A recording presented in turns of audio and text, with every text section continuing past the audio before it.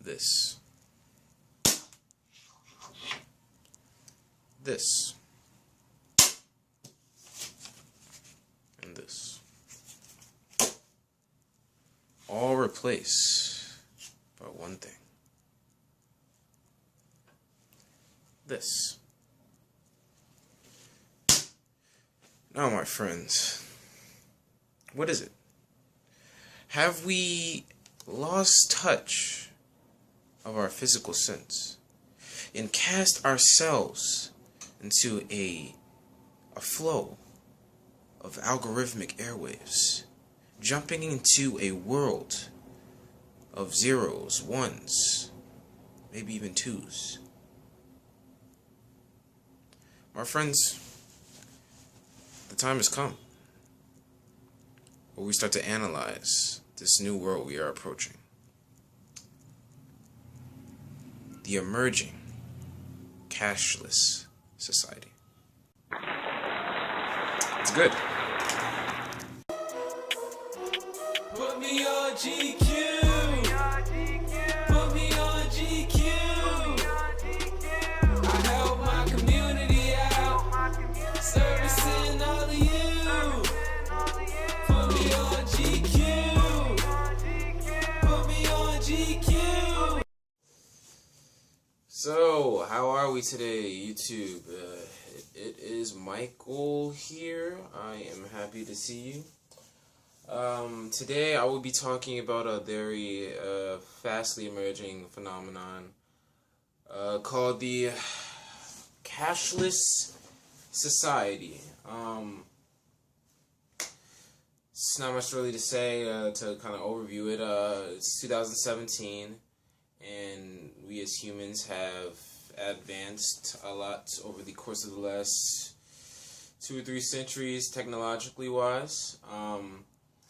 And now a lot of the transactions that we make on a daily basis are starting to become digitalized. There's no longer a barter system to basically get what you want, or well, I mean, the barter system can still exist in many fashions, but people are using are making transactions, doing exchanges, and purchasing things by digital means. And basically what I wanted to talk to you today about is that kind of the specifics of that. What is being used now? What are some of the new things that are being brought up to the table to kind of curtail our society a certain way? What people are saying might end up happening. Some of the theories and stuff that might be made. Have been made about where we could end up and why or why not. Why I'll break down some of these things and say why it's a good thing and why it's a bad thing, the pros and cons to it. So to start it off, I'll kind of give you like a little overview. So some of the earliest forms of digital currency came about during the dot-com bubble.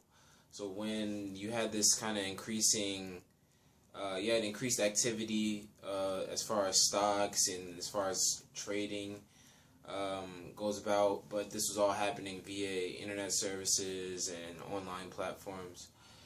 And during this time period, you had something called the e-gold, which was like the first kind of digital currency. It was launched in 1996. Yeah, basically a lot of this kind of set the tone for, you know, as far as what could be done with transactions online. You would later have a number of companies that would try to, you know, make these kind of online platforms or online kind of these kind of digital monetary systems for people to exchange and carry out transactions, to deposit and withdraw money. Liberty Reserve was a very popular one that actually got shut down by the government because of the lack of security that this company had, that's one of the major issues that you have with a lot of these online and virtual currency systems is that some people question if it's valid and if there's any accountability if there were to be illegal activity or just a number of what ifs and possibilities that could potentially be a failure in the system. As far as cryptocurrencies go, cryptocurrencies are basically online currencies that's kind of catered to cryptography. Everybody knows the most famous one is Bitcoin. I have a list of ones here that are that are not as popular as Bitcoin, but are legitimate cryptocurrencies and virtual currencies as well. Actually, let me make a clarification. There is a somewhat difference between a cryptocurrency and a virtual currency. Cryptocurrencies, like I said, is catered to cryptography and all these algorithms, whereas virtual currencies kind of take the form of like an electronic coupon or come from these kind of loyalty programs. I'll give you an example of the difference between one. A virtual currency would be something like you being a consistent buyer of tickets from an airline, and they give you points. That's considered a virtual currency. Or you have Facebook points, or some of the other ones, Nintendo points, Microsoft points, Facebook credits, Amazon coin. These are a lot of the different virtual currencies. Whereas Bitcoin, like I said, it's a little bit more trickier because at least with the virtual currencies, you know where the source is coming from. There's an overseer over the kind of financial transactions that are going on, that are taking place. Bitcoin, on the other hand, it doesn't really have any regulation. That's why a lot of people have called it out time and time again for being a haven for criminal activity, or just like very illegitimate transactions that aren't really aren't really valid and can't really sustain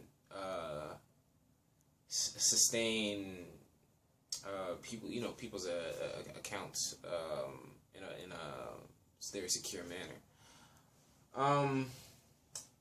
Cryptocurrencies, like I said, Bitcoin is the most popular right now. Actually, the value of Bitcoin actually just went up recently. I can't give you the quote for that, but people are starting to invest in Bitcoin a lot more, and it's becoming, I think, a little bit more certified. You have a bunch of other ones, other cryptocurrencies. Litecoin, which is just like Bitcoin, is supposed to be improved a little bit. Dogecoin, which is a Litecoin, but it's catered to a more broader demographic. And you have the Ripple monetary system, which is very interesting. This is a monetary system that is based on trust networks. And then NXT, Monero, just other cryptocurrencies that don't have the same stature of a Bitcoin, but are out there.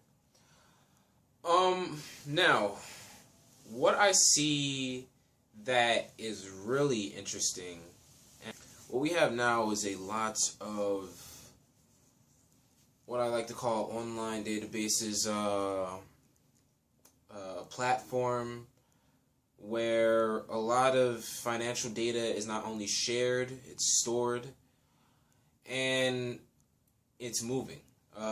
These things are called virtual wallets. They're extremely common nowadays. Some of them that are really popular that people use, is PayPal, Venmo, and I'll break down some of these actually right now. Google Wallet. These are all server-side digital wallets. Google Wallet, like I said, is just a simple online financial transaction platform where all you have to do is take your smartphone and put it on this scanner.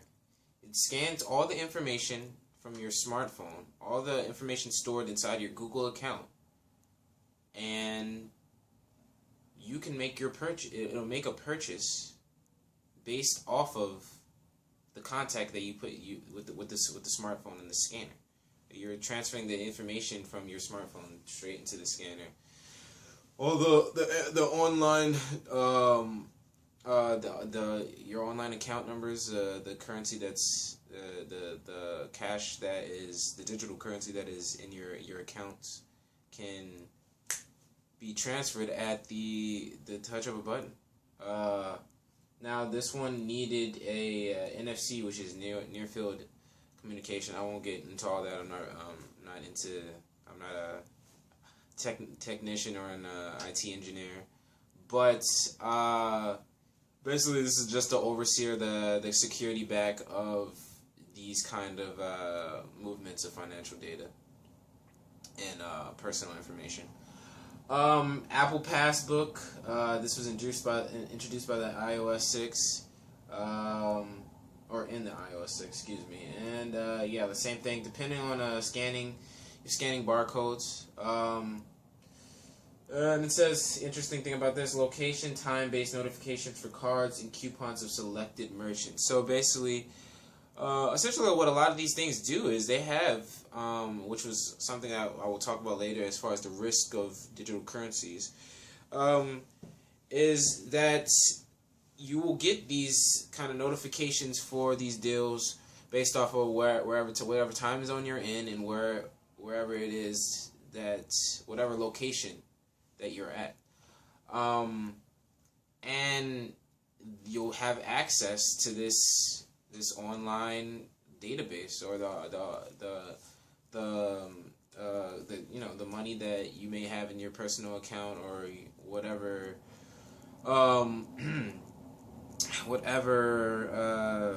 whatever transaction you are making. You now have, it's kind of your Apple iPhone is the key, or your tablet or your smartphone is the key to having that transaction. And it's really simple. It's a lot of these digital currencies and virtual wallets are just the basis of fast transactions. They can happen instantly, and that's essentially why a lot of people are tired of using fiat money, and hard solidified cash, or commodity, or the barter system, which is commodity to commodity exchanges.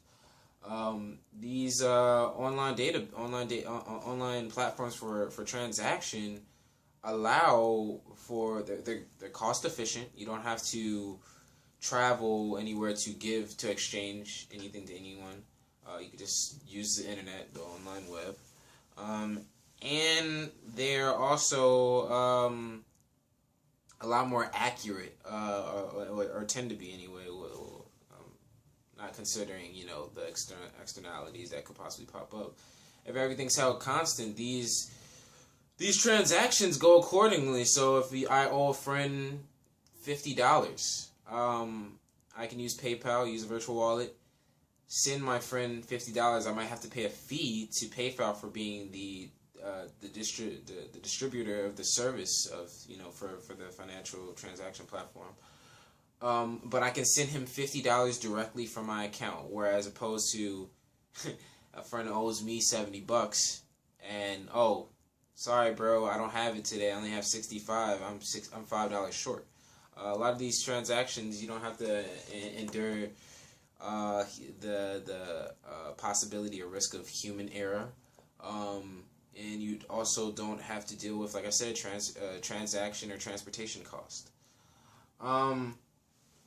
Back to the digital wallet. Yeah, you have a couple. I'm not gonna go into all of them. I might name all of them.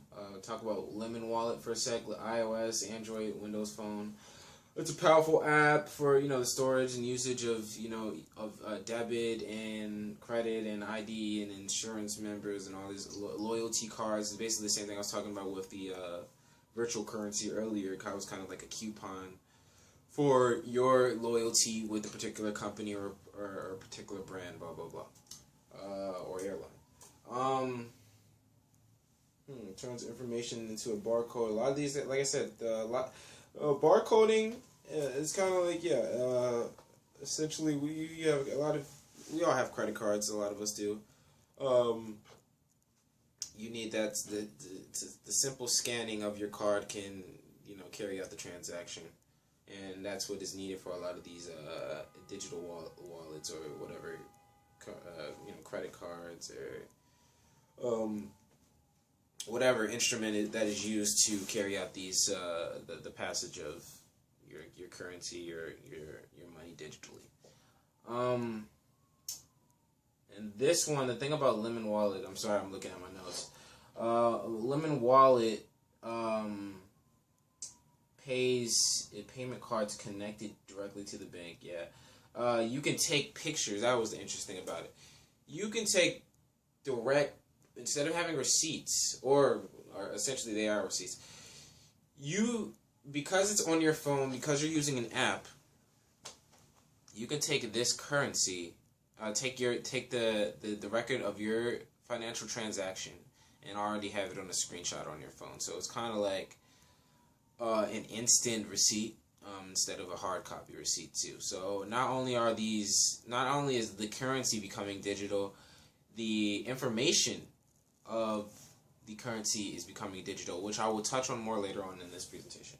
But other digital wallets: Square Wallet, ISIS, Geocode by iCatch, Chirpiffy, I'm not really familiar with that one. Venmo, which is like it's like the Facebook of financial transactions, I would say. You can make a transaction online, and everybody can see the information. It's kind of like your transaction becomes like a Facebook post where they can see who you gave your money to, how much you gave, and if you decide to put it up there, what was the reason why you did it, or what was the transaction for. Dwala, it's another virtual account, and PayPal, which I talked about earlier. Now, let's start getting into the criticism and the backlash of this kind of digital world, this approach to a society without cash. The federal government has had a huge issue in the past with being able to make sure that these transactions are not only secure, but also to make sure, like I said, they're not a haven for criminal activity or fraud. Recently, or a couple years back, I think it was 2013 or 2015, either one, one of the only regulations that have been put in place for digital currency as of late has been a bit license. That's what they call it. It was put in by New York's Financial Crimes Enforcement Network, which is the New York State Department of Financial Services. Had come up with a way of kind of regulating digital currency. These are guidelines for how virtual currencies are to be used and what could potentially be illegal under the U.S. Bank Security Act, I think it's called. Yeah. That's what I was talking about earlier. The Financial Crimes Enforcement Network has also kind of clarified the guidelines relating to virtual currencies, and the U.S. Securities and Exchange Commissions, U.S. Commission, has publicly put out or kind of discouraged a lot of these virtual currencies and digital currencies because they haven't really found a way of regulating it yet. This is all like new terrain, and the kind of discouragement of it is not necessarily that that this won't be a phenomenon, like a huge phenomenon in less than. It's happening now. It's just that a lot of them are still trying to find ways to control this, and when you have these kind of private parties that are, you're passing money without government supervision, my opinion is that our government gets a little scared. They're like, oh, we don't know what you're doing, and this kind of actually will eventually take a hold on the economy. You will see a lot of people. Excuse my thing came up. You'll see a lot of people that are a lot of people, as far as people inside the Federal Reserve or the U.S. Treasury, that are kind of up on edge about a lot of these transactions that are taking place that aren't happening with U.S. dollars or aren't happening with some kind of currency that is overseen by a financial party or a bank. All right, now, so basically in conclusion, I'm going to give you like the pros, the cons, and say what's happening as far as country to country wise. And then, yeah, I think that'll be about it. So basically, the pros to a cashless society. Like I stated earlier, with a cashless society with digital transactions, not having to have physical fiat money, you don't have to take a lot of time to make these transactions. The transactions are faster. You have instant and global exchanges. I can pay somebody all the way in China. Somebody from Saudi Arabia can pay somebody all the way in Canada, and the transaction could be a fair and complete transaction. For business owners or people who are selling products or selling services, there's an incentive to pay more by people. People will consume more because naturally it's a lot less stressful to use a credit card than to have to go to an ATM, pull cash out, and then pay somebody.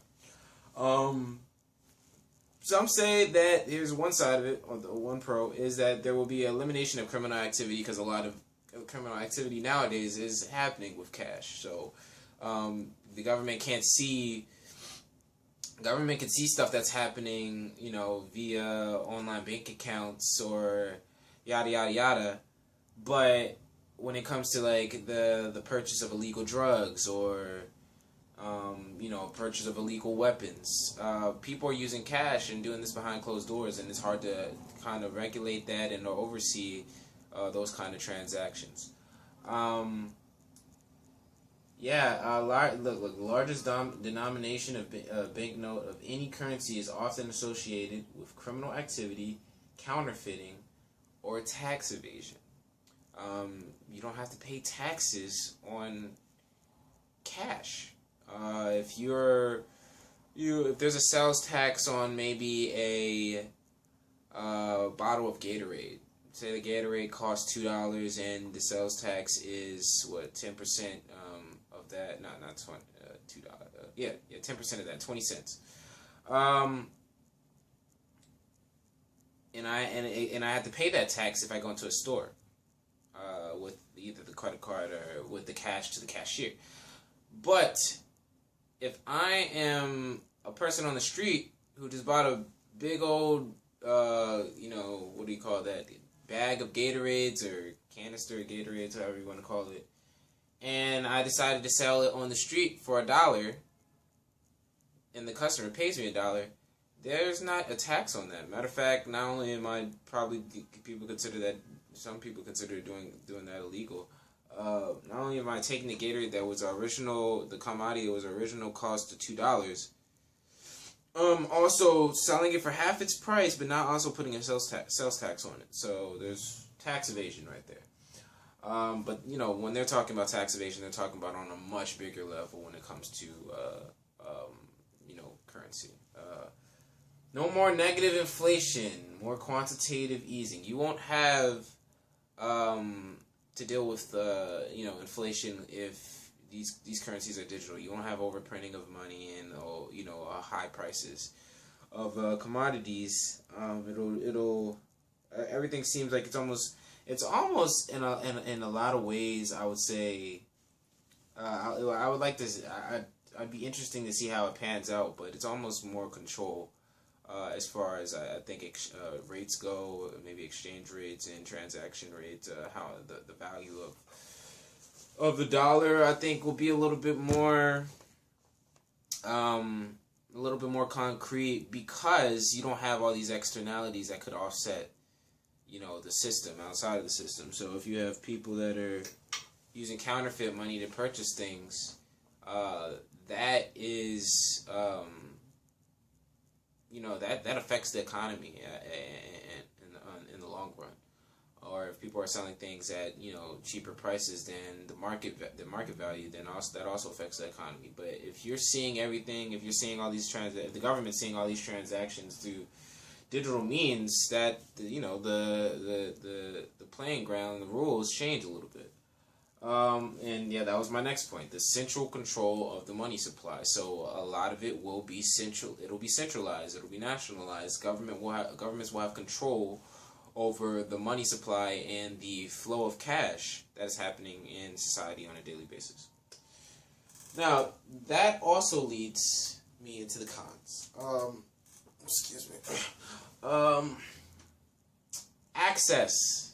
So if this is a con, if this new form of exchange of this form of e-commerce is taking place, who will have access to the means by which it takes place? So who is the one that gets to have digital currency? Who is the one that gets to oversee it? Who's the one who gets to regulate it and control it? If the government wants to tax somebody, do they have the right to just go right into your digital account and take that money out directly if you're late on something? Or it's not like where you a lot of people are maybe late for a payment, a debt payment, where they have to pay off a certain debt, and they get a mail or email from whatever company that is saying you have to pay this off, or a phone call, and that person kind of overlooks it and or mails it back, say I'll pay you back later, yada yada, asks for a pill or things of that nature. I'm not an accountant I don't work for an insurance company, so I don't know the specifics of that. But just in giving you an overview, people can't. If you have a centralized if you have a centralized platform for transactions, online transactions, and the government is controlling it, what happens in regards to debt? What happens relative to bad credit or good credit? What happens relative to some of those things that wouldn't be accounted for, or if the money was physical, if it was a solid form of money. What else? Money is linked completely to an electrical and signal dependent database. So that, I think, for me anyway, the first thing I think about is what happens. I know they have backup generators and stuff of that nature to kind of account account for cases of extreme such as the weather thunderstorm happens and the electricity goes out. I know that the system won't break down. I know they have generators and backup kind of systems in order to account for that. But I think that is also something we should keep in mind, though, is that this is electronically dependent, and if something were to ever happen to the electrical grid, people would not be able to survive. They don't have any money. They wouldn't be able to make any purchases or to carry on their daily the essentials to their daily life, which is transactions essentially, or in exchanges. I'm sure people in those kind of times, they actually did the other day, if I'm not mistaken, India kind of recalled some of its currency, and people were left without, weren't allowed to pull out their money and yada yada yada. And people, what ended up happening is they went back to like the original barter system of giving exchanges or IOUs via word or verbal communication. But that is that's a struggle, that's a risk. Another thing is possible hackers and chances of corruption by those who are in government, those who are supposedly that are going to control this. What would you do what do the general public do if your government just out of nowhere one day decides, you know what, we own the database, we have the grid under our control, nobody's getting any of their money back, and we're just going to erase everything and give it to our government officials? That is a possibility. I'm not saying that that would ever happen, but it could very well happen. I would definitely say something to also think about is where privatized companies, privatized shares, privatized activity comes into play with public activity. What is nationalized, what is regulated by the government, and stuff of that nature, by the state government, by the local government, by the federal government. Yeah, like I said, government can impose immediate taxation if they if they control the transaction entity. As far as digital currency goes, it's kind of the same kind of tone. These digital currencies can expire. How do we go about handling that situation? Or if they're set for if a currency is set for a particular time period. Sorry about that. Meaning you can only use this currency. You can use 100 points or 100 virtual dollars for 2 months.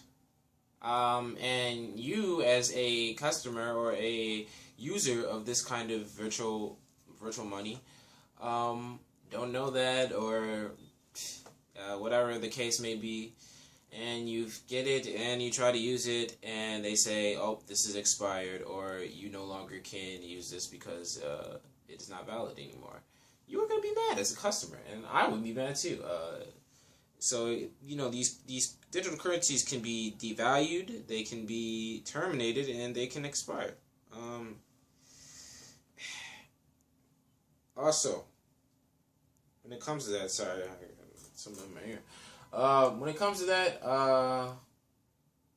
so I found this thing called pump and dump schemes, which is basically the selling of stocks based off of falsified documentation. You basically sell a stock for a overvalued price, and it's essentially not that same value that you're selling it for. It's a lot lower, and this is it's called a micro cap stock fraud. That's the I guess more official name for it.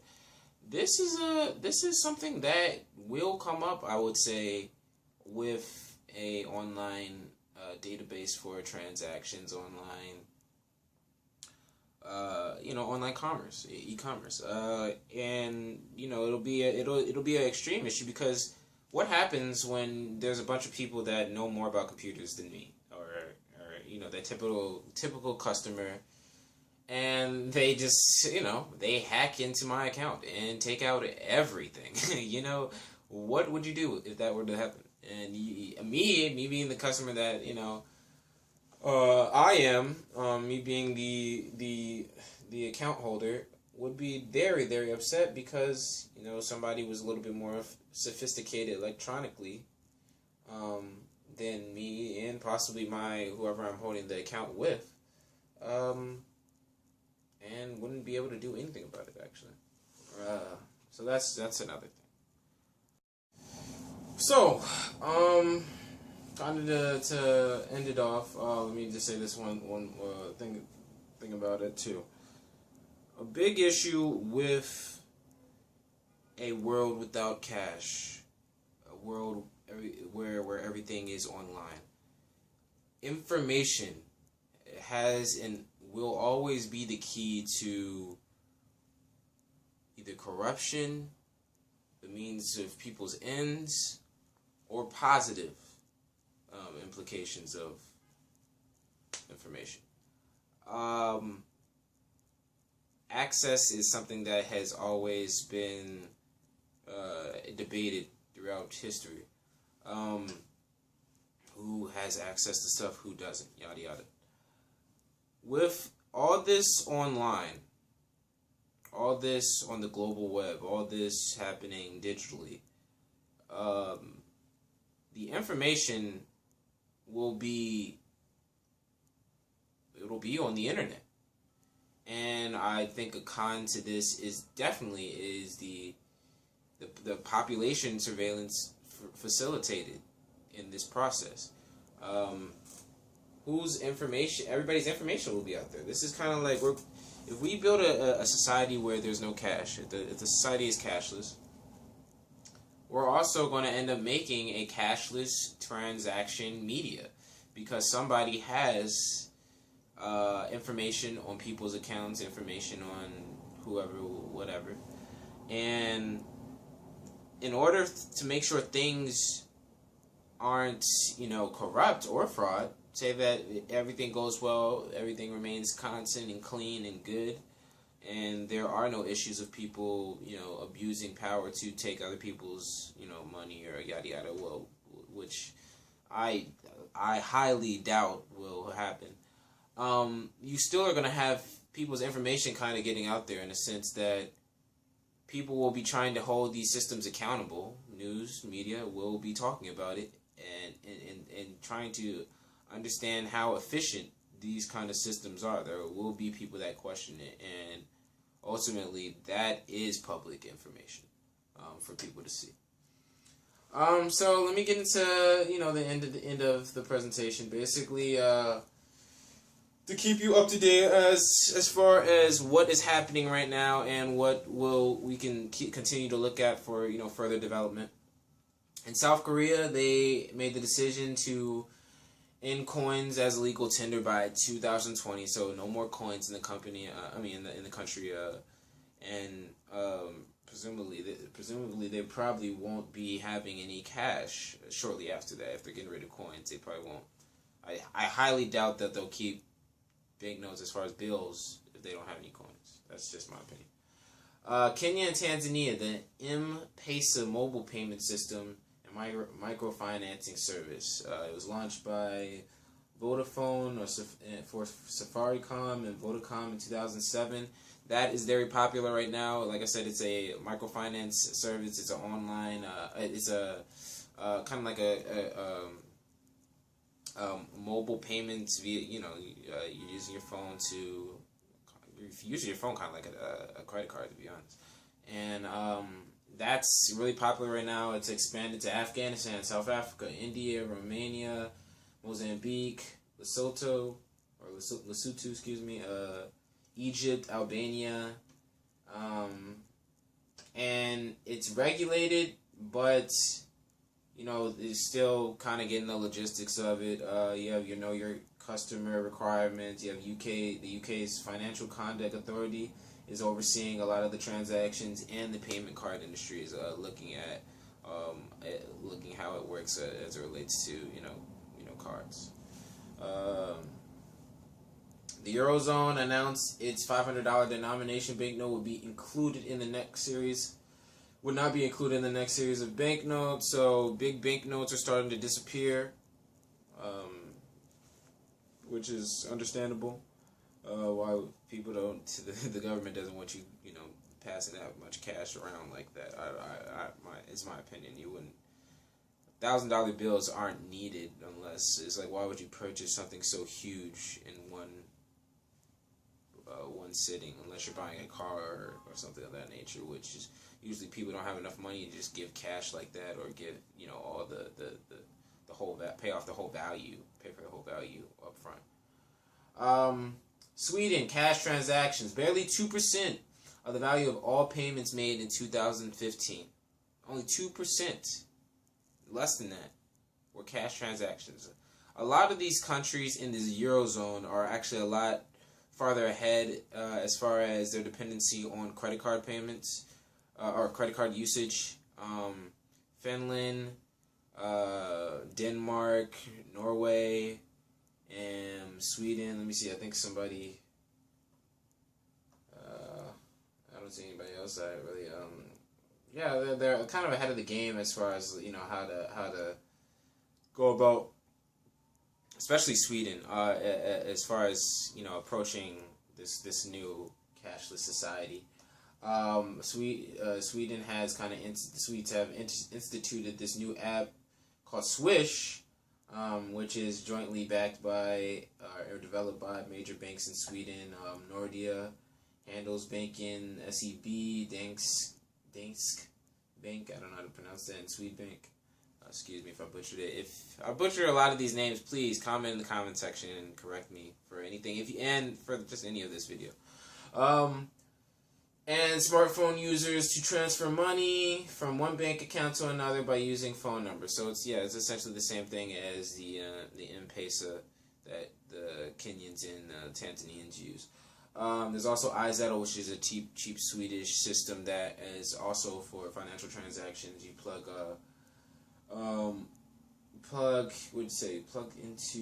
use a card, a chip, plug it into your phone, and actually it's kind of increased sales by 30% because it's so much easier to do. You just click the chip in and swipe, or you hook the whatever you call that. The name leaves me at this time. It's a card, but it's a card payment. With your phone. In the UK, no longer are they using banknotes as much. 1 in 7 Brits use banknotes, or don't no longer use banknotes at all. Excuse me. The U.S. banknotes over $100 were last printed in 1945. We kind of knew that there wasn't people using huge banknotes. They should probably have made. It would be nice to have seen a huge banknote by now for one of the more prominent or popular presidents, one of the more transcendent. I wouldn't mind seeing FDR $1,000 bill, or if you're a Republican, I would definitely say a Ronald Reagan $1,000 bill, or maybe a Richard Nixon. Or if you're a Democrat, Barack Obama $100 bill would be nice too. $1,000 bill or whatever, big bill. But like I said, we're moving away from that era where we're using those kind of bills. Or banknotes, excuse me. Canada stopped printing their $1,000 banknote in 2000. Singapore had a $10,000 banknote that they're no longer printing. And that's about all for as far as there's a lot. Like I said, there's a lot of stuff that's on the way. The UK is under some heavy strategizing right now as far as what to do with their financial system, considering that they just left the European Union. And I expect to see a lot more developments as far as that goes, as far as the Eurozone kind of weakening with one of their biggest members leaving, the UK, and Greece. Greece defaulted a couple years ago and they're dead. Stuff of that nature. So cashless society. To sum it up, that's the kind of society that we're heading into. One without bills and banknotes and coins and all that nature. And it'll be interesting to see how the power dynamic plays in all this. It'll be interesting to see the actual details and mechanics of the system itself online. Will it be completely online? Will we still have access to certain hard, solidified mediums of exchange? Or, will certain things be illegal? Will it be illegal to exchange using the barter system, transaction, commodity for commodity, things of that nature? All of that's up in the edge. I will say, though, that unfortunately, because of how human beings are, I think corruption will definitely play a part in the future. I also think there will be some positives too, where speed will be increased in as far as the development of the system further after it's developed in the future. Meaning, how will it, after we get to that point, the next point, where will that progress to? I think that won't be that far either. Where we're humans, as far as technology wise, it seems like you look at the iPhone, for example. You have like a new updated version every month or every couple weeks and stuff. Nowadays, I definitely think that they're going to continue to expand upon a lot of the new invented ways of doing things that we will see as it relates to exchanges, money, currency, transactions, and stuff of that nature, and where government will play in all this, where the private sector will play in all of this, how the market will be changed, how the economy will either grow or not grow, and how will the social and political implications of all that how will the people be affected by it. So if you like what you heard, if this was informative, please please subscribe to my channel. If you have any comments, please comment below. Also, if you feel as if some of the information in here was maybe wrong, or maybe I could have did it better and elaborated on certain points, or you have some constructive criticism, I'd love to hear that. Subscribe to all the links below. My music, I do music surrounded about this kind of stuff. This is Business was the name of my last album. Yeah, I hope you enjoyed. Like I said, please do comment below and let me know what you think. Peace out. Have a nice day.